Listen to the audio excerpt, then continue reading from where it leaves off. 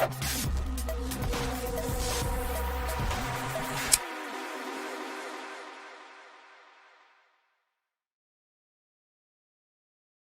morning, everybody, and welcome back to the Celtic Way morning briefing for the 21st of January. My name is Graeme McGarry. This morning, I'm delighted to be joined by Graeme McGarry. Graeme, who is our European correspondent.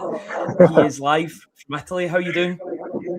Doing well, thank you, mate. Doing well. I'm in the Piazza Maggiore, I think they call it. Quite a few Celtic fans sort of floating about as well, so great atmosphere, lovely place. Yeah, all's good in the world. All right for some, yeah. Italy, even in January, Italy, I would imagine is such a beautiful place to go to. We'll talk about that and we'll talk about the transfer latest. But first of all, I'd like to say a big, massive shout out to our sponsors for this video and all the videos we do. Of course, it's Simply Furniture. If I can just get the script up here. So we are sponsored by It's Simply Furniture. They're located in Hillington, Glasgow, and are an independent brand dedicated to bringing luxury and contemporary style into homes across the UK. With over a decade of experience in furniture retail, they meticulously source only the finest pieces, curated for quality, comfort and timeless design. From elegant sofas to statement dining sets, the handful collections offer exceptional value without ever compromising on style. Their dedicated team ensures that your furniture is delivered with care right to your doorstep. And if you want to see the beauty up close, you can visit their stunning showroom and mention the Celtic Way for a special in-store discount. And we thank them for sponsoring this video and all the videos that we do. That was great pronunciation you got there, Graeme, with where you were in the. If you want to try and pronounce it again, that'd be ideal, because I don't want to be the only one butchering names this morning. I think I'm quite well in my head, Ryan. Thanks. Quite right. Yeah, it's been. You take a day off from writing about Celtic, and all of a sudden things happen. Thankfully, in my case, things are happening with regard to Celtic. It would seem as if their year-long hunt for a striker is finally coming to an end, and they're bringing in somebody to lead the line for Martin O'Neill. Thomas Cvancara, if I haven't butchered that. He is currently playing for Borussia Mönchengladbach. He's just came back from a loan in Turkey. His loan spell was torn up after 6 months, and he's returned to Borussia Mönchengladbach. He's a Czech Republic international, albeit he's not played for them in a little while, though he made his breakthrough at Sparta Prague, which earned him the move to Borussia Mönchengladbach. 6'3", imposing striker, seems to have a bit of pedigree about him. Graeme, what do you make of this move for Cvancara? Do you know, Ryan, it's almost like it's been so long that the Celtic fans have been waiting for a striker that any striker will do. Actually, I wrote in my column today, I did a piece about Martin O'Neill and why it was very unfair, I think, that Martin O'Neill is basically like a human shield and been wheeled out every 3 days to answer questions from guys like myself, who he actually called ugly the other day, and I can't really argue with him, to be fair. But I think it has been unfair that he's been facing these questions. So thank goodness we've got somebody to talk to him about today, and maybe find out a wee bit more about Tomas, as I'll call him from now on. Obviously, he had that loan spell, as you mentioned, Ryan, first half of the season at Antalyaspor, a troubled club. I wouldn't read too much into that. I know he only scored 1 goal, and I think 14 appearances or thereabouts, but it was a difficult situation. He was in there, a club in real financial strife. So I'm not going to prejudge him. And I think genuinely, as I said, it's a body in the door. And that is the most important thing for Celtic right at this moment in time, because they cannot continue in this situation, with the greatest respect, with Johnny Kenny up front or Dyson Maeda playing out of position.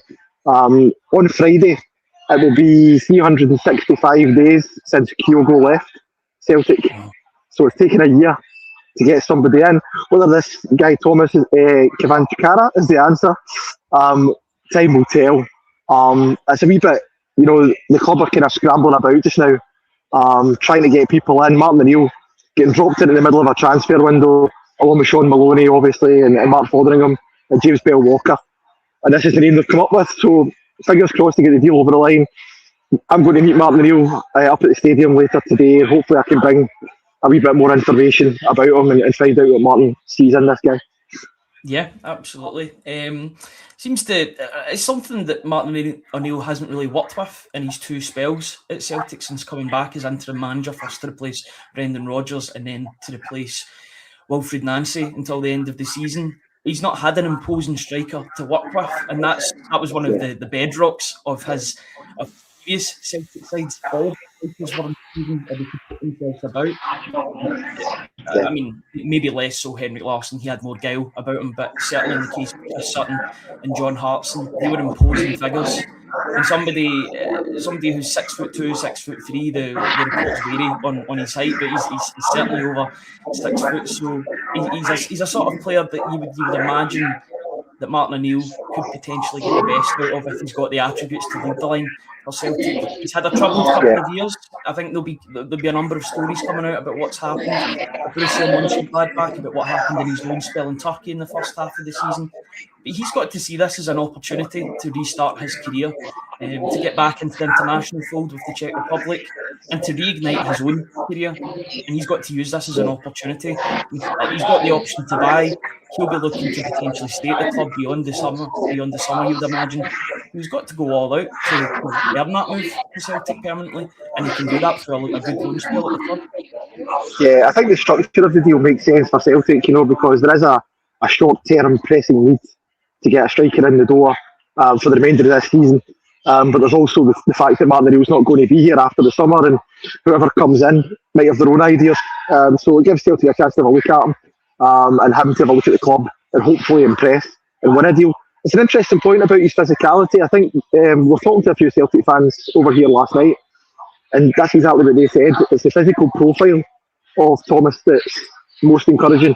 He is not John Hartson. He is not Chris Sutton. Let's just get that out of the way first and foremost. You don't want to put those labels on him and put a bit of pressure on his shoulders almost before he's in the door. Obviously, Celtic are operating in a different sphere now. But if he can bring some of the attributes that those guys brought to the team, give Celtic a focal point in attack, then it'd be a really welcome addition in my book. Yeah, absolutely. Graeme, just when you're not speaking, are you okay to mute the mic? I'm getting a lot of people comments saying that they can hear a lot of background noise. Apologies for that. We're working with technology and we're working with live TV as well when it comes to people coming in to the stream and talking. It's not ideal, but no, it's not. It's all good. Don't worry. We can control it when you're not speaking. People are asking for that, so we apologise for that. And thank you to the over 460 people that are on just now. And if you like what we do, please hit that subscribe button on the YouTube channel. It's completely free and it supports us, and it means that you can get involved in a live chat when we go live with these sorts of videos. If you also like what we do, you can subscribe to us on the Celtic Way website at www.celticway.co.uk/subscribe. We'll have all the latest news, views as the transfer window comes to a close. You're hoping that Celtic will be busier than not. So yeah, if you want to subscribe to us, go to www.celticway.co.uk/subscribe. It's an area where Celtic, in terms of the striking position, it's an area where Celtic needed reinforcements. You could argue that they maybe need another reinforcement as well. They need 2 strikers in this window. I think you can kind of caveat with the fact that, if Kelechi Iheanacho can stay fit, then he could potentially be an option. But he's had a lot of injuries and a lot of time out so far this season, which hasn't been ideal for the Nigerian striker, which has really curtailed his progress at the club. Is that an area that you would want to see maybe 2 players coming in for Celtic in this window, Graeme? There'll be a lot of pressure on Cvancara when he's playing for Celtic, because he'll be the big name coming through, expected to score goals in the second half of the season. Do you think that a second striker is needed in that area? Well, whether it's needed or not, I wouldn't be holding my breath. I think getting one striker in was a bit of a saga, as it was. So, ideally you would love that, but I think of more pressing priority as a right winger and potentially a right centre-back as well. I think these are the 2 areas that have been identified by the club and by Sean Maloney and Mark to strengthen. And I think if you can get the striker in, that would have been my order of importance, was to get a striker, a right winger, and then a right centre-back. And I think you deal with those areas before you look at anything else. If there is an opportunity, there's probably been, as Martin O'Neill says, looking at 5,000 different striker options in the last wee while. So if there is another option there that is possible and they can do a similar sort of deal, then I don't see why not, because they are lacking depth in the position. And there obviously is no guarantee that Cvancara is going to come in and hit the ground running. So, yeah, in an ideal world, 2 strikers would be great. 1 striker, I think, let's just walk before we can run. Yeah, I think for me, it's like buses coming along. You don't get any for so long, and then 2 come along at once. Maybe I'm hoping for the same sort of terminology when it comes to the forward line at Celtic. On the website yesterday, there was a special transfer update report from Mark Henry, who was writing for the website yesterday, and he was talking about a number of players who have been linked with Celtic over the past couple of weeks. But first of all, he was talking about the setup that Celtic have just now with the way that their recruitment is going along. It's very much pieced together because of what happened, what transpired with Paul Tisdale leaving the club, but not just Paul Tisdale, and also Chief Scout Jay Lefebvre, who departed for Swansea City about a month or so ago. The club brought in James Bell Walker, who was to do with recruitment at Chelsea. And he's understood to be adept at finding firepower. So it's him and Sean Maloney and Mark Fotheringham is also helping, and they're at the forefront of player identification, and they'll pass profiles to Martin O'Neill for a yes or no regarding if a player is the right fit for Celtic. There's been a number of names linked with the club. The Cvancara ones kind of came out of the blue. I know that he was linked with Rangers yesterday earlier on before the move to Celtic was kind of almost confirmed out of nowhere. There's been other names linked. David Datro Fofana. Sources are saying that there's not been any approach for the striker, despite Chelsea recalling him from Turkey. Mohamed Bamba's another player that Celtic have been linked with. There was reports the other day saying that there was a loan with an option to buy suggested to FC Lorient, but that wasn't accepted by the Ligue 1 club, and it remains to be seen whether or not Celtic return to the table for that player. Just on that striking position, it would seem that Celtic are really trying to bring in a striker this window, but those reports yesterday, coupled with what's happened later on yesterday, and even the picture of the striker and his agent on the plane heading for somewhere, it would suggest that they've found their man. And you're hoping that'll be finalised sooner rather than later in terms of leading the line for Celtic. Yeah, absolutely. Hopefully we'll get clarity on that later on today. I'm going to throw one at you though, Ryan. I think we're talking about the right wing position, and I know there's been a lot of chat because Martin O'Neill's been seen at Star Park, so Tawanda Mascarenhas at Motherwell. Now, some of you might know I'm from a Motherwell background. My son's a big Motherwell fan, and we go to a lot of the games. I've watched a lot of them this season, and he has been tremendous. He's the joint top scorer in the league from the right wing. What I would say is he doesn't do too much if he's not scoring, but he's a brilliant finisher, a really good finisher, and he's a hard worker as well. But he's actually worked a lot on his defensive side of his game as well, and I think it's a no-brainer for Celtic to go out and try and get him in.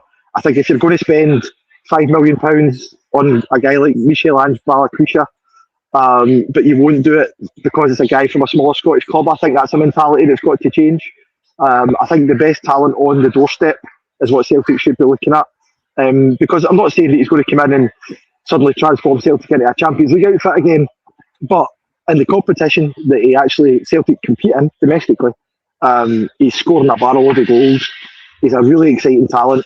He was named one of the most promising talents at AFCON as well. Scored a fantastic goal for Zimbabwe, if you remember, in the tournament. And I think at the price range you'd be looking at, which I think would be probably around about £3 million, I think Andy Halliday said that yesterday, who's also a Motherwell player. I think it's a no-brainer to go out and sign him, and I just don't understand why you wouldn't do it. Especially because I'm hearing that Rangers are actually interested as well, and you think of the optics of that. If he goes to Rangers and helps them to win the title, how's that going to look? I think at the price he is and the money Celtic have in the bank, I think you just go and get him. Yeah, and my friends won't thank me for that because a lot of them are Motherwell fans, but understandable completely. And I think he's a player that could make the move to Celtic and acclimatise. And I made this point on Monday. Bringing in talent from Scotland, from other teams in Scotland, you lose that acclimatisation factor because they're already playing in Scotland, based in Motherwell in North Lanarkshire. It's not that far away from Glasgow and where he would be based, even Lennoxtown as well. Everything's a car journey away in Scotland. So a guy that scored 15 goals in all competitions this season. He's been in fine form for Motherwell, playing under a really good manager in Askew. For me, he's one of these players that I think could instantly make Celtic better. And where Celtic are in the moment, at the moment, yes, they're looking for short-term answers to get them over the line this season, but I think this ticks a number of boxes. It's a young player, 23 years old, who's scored goals internationally as well for his nation. A guy that's very much on the up. He's got a lot of upside to his game. He's clearly working well under the manager he's operating under. So for me, for an informed player that will get you goals, who has been scoring goals frequently this season, 3 million's a bargain in the market for a player that could make the difference. I mean, he could score the goal that wins Celtic the title against Hearts or Rangers, and that 3 million will be immediately paid for. Yeah, listen, I think it's a low risk signing at the money you would get him for, because as you say, he's a proven performer in the league. Now, I do understand that there is a difference between playing for Motherwell and playing for Celtic. Of course there is. There's an expectation and a level of pressure that comes with playing with Celtic, which just he doesn't get at Motherwell, But having interviewed Cvancara, as we said before, and knowing him a little bit, I think he could handle it. I think he's got the mentality. He wants to be the best. He started out his career at Leicester, if you remember, and it was under Brendan Rodgers. Brendan Rodgers actually was a big fan of him when he was a youth player. He spoke very highly of him and thought he had a really big future in the game. He was released and he's had some, lean years. He's had to take a step back, take a step forward. But since he came into Motherwell, he's got better and better. His attitude has got better and better. As I said earlier, he's working so hard for the team. I think he's at the start of his career, he maybe had a little bit of an ego, thinking he's coming from Leicester to a Scottish Premiership side. He's dropped that, and he really does want to get back to that level of club again. And I think it's only a matter of time before he does. I think now Celtic have the advantage of he's on their doorstep. We've seen him all season, and before other suitors elsewhere come and get him, I think it's imperative that Celtic do. As I said, I don't understand why you wouldn't do it. Yeah, and also I think Celtic have got another card to play in this when it comes to the player that was on loan at Motherwell in the first half of the season. This is definitely, I mean, the fact that he played against Auckland like Talbot at the weekend would suggest, or it confirms the fact that he can't go anywhere else other than Celtic or Motherwell this season. He can't play for more than 2 clubs. I think Celtic have been quite cunning in that way in terms of doing that. I wouldn't go as far to say sneaky. Yes, they were covering themselves defensively, but the fact that avenue is potentially still there for him to go back to Motherwell, could he maybe be used as a bargaining chip between the 2 clubs to get a deal between the 2 clubs for Mas Winisi? The only stumbling block to that, Ryan, is the wages, of course, because what Stephen Welsh is on at Celtic, Motherwell won't be able to compete with that at all. So in terms of a permanent deal, I would say it's very unlikely. I think that the 2 deals would be separate. However, we all know we're not naive. We know how these things work. I think if Celtic had to come to Motherwell and say, yeah, take Welsh for the second half of the season on loan, and can we get a deal done for Mas Winisi, I think I wouldn't be amazed to see that happening. Let's put it that way. And I think that would be a great move for Stephen Welsh. You mentioned Celtic being cunning. I think they have been, because now not only does it mean that he can only play for Motherwell or Celtic this season, if Celtic go on to draw Motherwell in the Scottish Cup, he can't play against them either. Even if it was a permanent deal, because it's cup time. So, yeah, I think a loan deal for Stephen Welsh. Last time out for Park. Sorry, I've got a beggar coming up there for me. But, he obviously doesn't know the Herald don't pay that well. So yeah, I think it makes sense for both parties. Stephen Welsh was fantastic for Motherwell on loan in the first half of the season. He really was, really impressive. But I don't think he's got a future at Celtic. So I think that move would make sense. But also it would make a whole deal of sense for me for Mas Winisi to go to Celtic. Absolutely. Yeah, and I think a lot of people want it. A lot of people are open to the fact people have only positive things to say, because that they're watching a player in form, on their doorstep, essentially. They're seeing a player do it for another Scottish team. And I think it's in Celtic's best interests to be watching players like that. I mean, I've been banging the drum for weeks, if not months, about Josh Mulligan at Hibs, maybe less so about Kieran Bowie, although I wouldn't be against him going to Celtic. I still think he's very raw and he's still got a bit to go in his career. Maybe he might need to make another step before going to Celtic. It's just my opinion on things. It seems as if they've got that striking position sorted. Just generally, because Celtic have been linked with a number of players this month. They've already got one in the door, in Julian Araujo, who by all accounts has impressed, and he's opened 2-3 games, maybe apart from that tackle against Dundee United. Where else do you think that Celtic need to strengthen before the end of the window? Where are the priority areas that Celtic need to address in order to win this title, essentially? Yeah, well, as I said, I think a striker obviously is the main one. I think if Celtic don't sign a striker and an attacking winger, I think they can say goodbye to the title. I've got to be honest, that's how strongly I feel about it.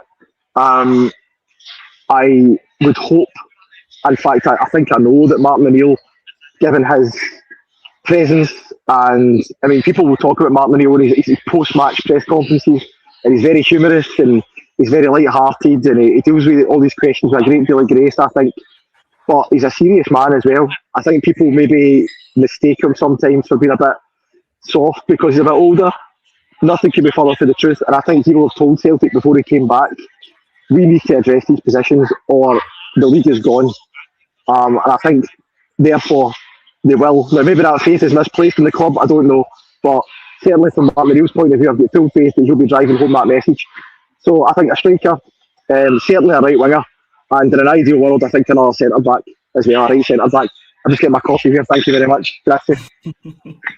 All I'm missing is my pink newspaper, my Gazzetta dello Sport here, so cheers to everyone. Thank you. James Richardson, we've got our own James Richardson in the show.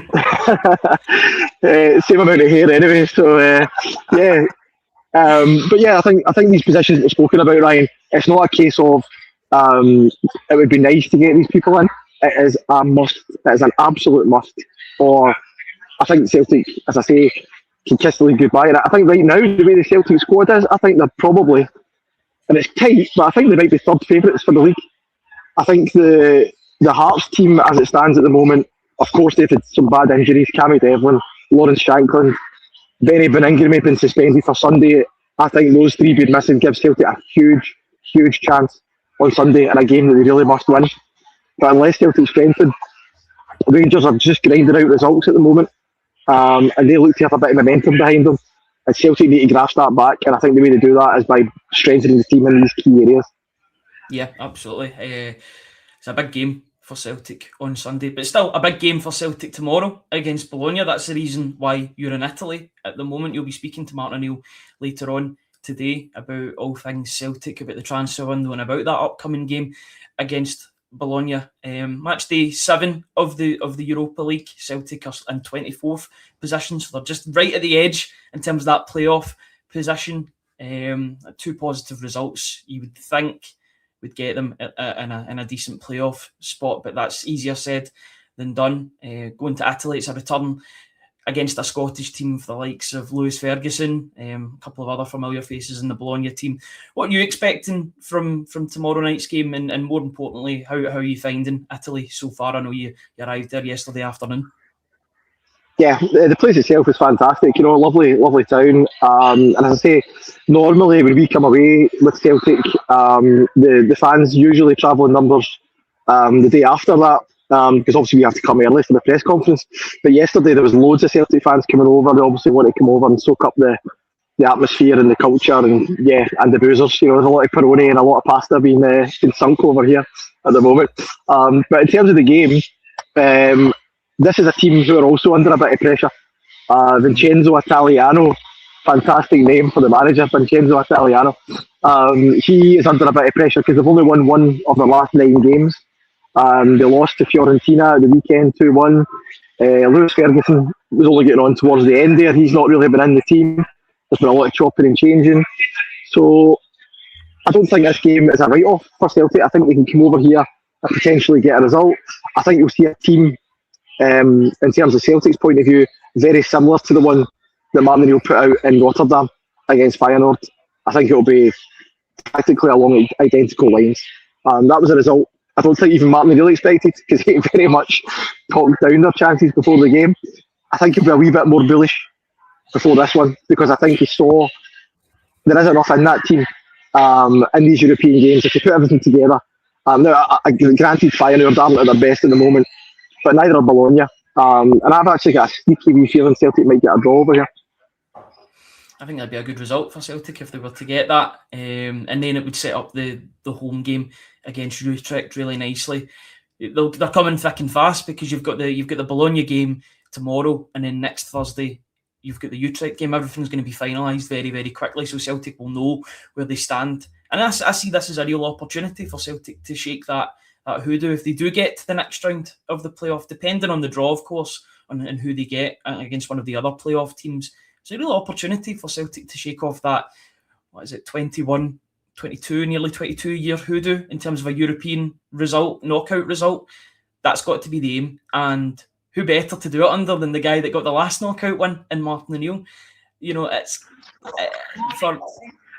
in terms of Martin O'Neill, we saw the blueprint against Feyenoord, and I know Feyenoord have been struggling this season, but to keep an intimidating atmosphere, you were there at that game, and the way that Celtic conducted themselves for large amounts of that game was brilliant and really, really mature, and it got a lot of fans excited of what Celtic could potentially be in Europe. They've had, they've been bloodied before, unfortunately, against Italian opposition in Roma. Wilfried Nancy's only European game as Celtic manager, but what I would say is that Bologna aren't as good a team as Roma, and they've got a real chance even in Italy tomorrow, despite I don't want to read too much into their form, because it's a European game and their European form has been a lot better than their domestic form as of late. But it's a real chance for Celtic tomorrow to put one foot in the next round via the playoffs. Yeah, I don't think you can use the Roma game as a reference point at all. No. If you look back at that game, obviously, Roma are better than Bologna, but I think more importantly, Celtic under Martin O'Neill are a far better team than they were under Wilfried Nancy, and especially at that stage. You heard that Evan Ferguson after that game was saying, he could tell the Celtic players were confused and didn't really know what they were supposed to be doing. You basically Austin Trusty playing as a back one, so Martin O'Neill will not be doing that. And I think the Feyenoord performance, I can't think of another Celtic performance this season that came close to those levels, really, off the top of my head. I think it was the most impressive performance of the season, given the context of the opposition and the atmosphere, as you say, and away from home in Europe. And I think that'll be closer, and Martin will be hoping to get closer to that level of performance than anything resembling what Wilfried Nancy's team turned out that night in Glasgow against Roma. They'll just be more organised, they'll be more solid, and that'll be the basis that Martin will go on. And I think there's players there, for all the guys like Yang have been, vilified at times during the Celtic career, there's some guys in that Celtic team who certainly Martin O'Neill has improved and has got a tune out of. And I think there's people there who can hurt Bologna tomorrow night, definitely. Yeah, and they've got players that can certainly hurt Bologna, and players that are scoring goals at the moment. Benjamin Nygren's scoring goals for Celtic. Yang's popping up with a goal or two. But it's also his defensive work as well that's really impressive at the moment. And I think he's really bought in.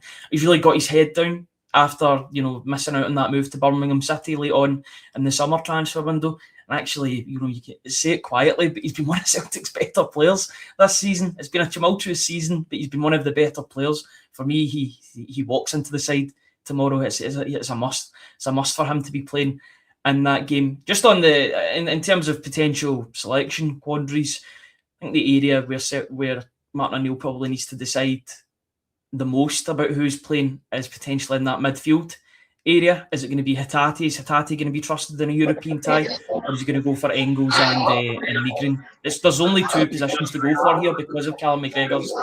Callum McGregor's always in the team. He was even in the team against Auckland like Talbot at the weekend. He always plays. So there's two positions.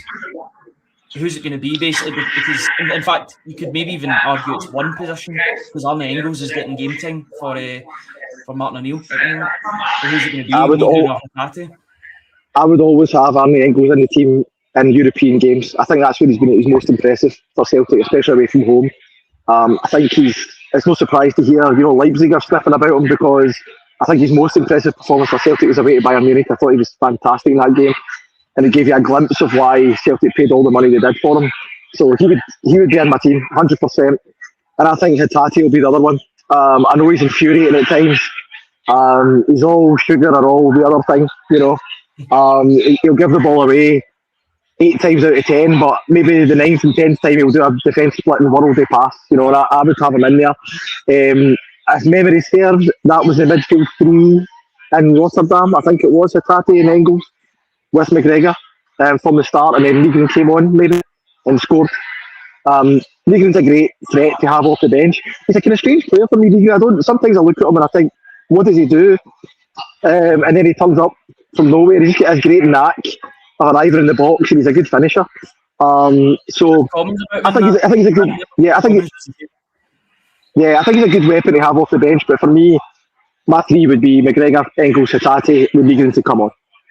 Yeah, so you'll be at the press conference later on today to hear from Martin O'Neill and a Celtic player on what's hopefully going to be a successful night in Europe for Celtic, and they go one step closer to going into the next round of the Europa League. It's going to be a difficult tie, you know, always away from home. People are always worried. I'm sure people will enjoy it beforehand, and in the game they'll be nervous for 90 minutes and then enjoy it after.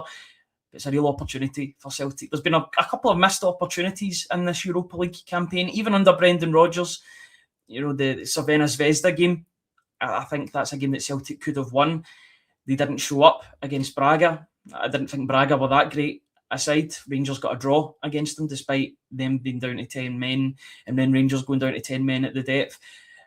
There's been missed opportunities in this Europa League campaign, so it would be good if Celtic can take one of them and not take the pressure off of the Utrecht game next week, but make the job a little bit easier for themselves. Yeah, absolutely. I think it was very encouraging to hear Kieran Tierney talking yesterday about how serious Celtic are taking Europa League, at least from the players' point of view, because I think there has been that little feeling about this campaign that because the summer transfer window was so bad, because the atmosphere around the club has been so fractious, that Europe was almost a distraction. Not getting in the Champions League was such a blow that Europa League didn't really matter, and I think that's been a perception that has kind of hung about this campaign. And as you say, there's games like the Cervena Zvezda game. I was there. Celtic should have won the game out of the park. Far the better team, should have won. Midtjylland, okay, that was a difficult night. They were physically very impressive, tactically very impressive. But there has been other games where, like the Roma game, as you say, that was a write-off. People just weren't expecting anything. And I think this could be a real statement from Celtic, following on from Rotterdam, under Martin O'Neill, to say we are taking this competition seriously. This is an arena where Celtic need to be competing. Celtic have got a great European tradition over the years, and I just feel as if this is the time where they need to show that the Europa League is something that's important to this team and this club, and it could really help lift the kind of doom and gloom, I suppose, that's been hanging around the place just throughout the course of this season. A big result in Europe could go a long way to kind of mending some bridges, hopefully, and maybe giving a bit of momentum for what's left of this season. I don't think it's a distraction. I've heard that said a few times. Or, you know, if we're out of Europe, concentrating the league. I don't buy that. I think the Europa League is something that can be a real addition to a season rather than a distraction. Yeah, and it was a real shot in the arm ahead of the game against Hearts on Sunday, which is monumental. It's the biggest game of the season for Celtic, without a shadow of a doubt. I think if they don't win that game, then it's looking very bleak in terms of the season. You know, they're going to have to pick up miraculous results elsewhere if they fall short against Hearts at the weekend. Yeah, they cannot lose. Yeah, they cannot lose the game. Right, and that's what I would say. I think a draw is not ideal, but there's still a lot of football to be played. I think if they lose it and go 9 points adrift, even with Hearts injury worries, I think that's a big mountain to climb. So I'd say it's a must not lose rather than must win. But ideally, they would love to win it, obviously. And I think it just increases that pressure on Hearts as well. As you mentioned, their captain's out. Cammy Devlin, who's been sensational this year, is out. Benny Benningham is out for a few games, suspended. Suddenly, the narrative starts to turn. If Celtic win that game and get within 3 points, people are then talking about Hearts are cracking, the bubble's bursting. If they lose the game, it's all about how Celtic are out the race.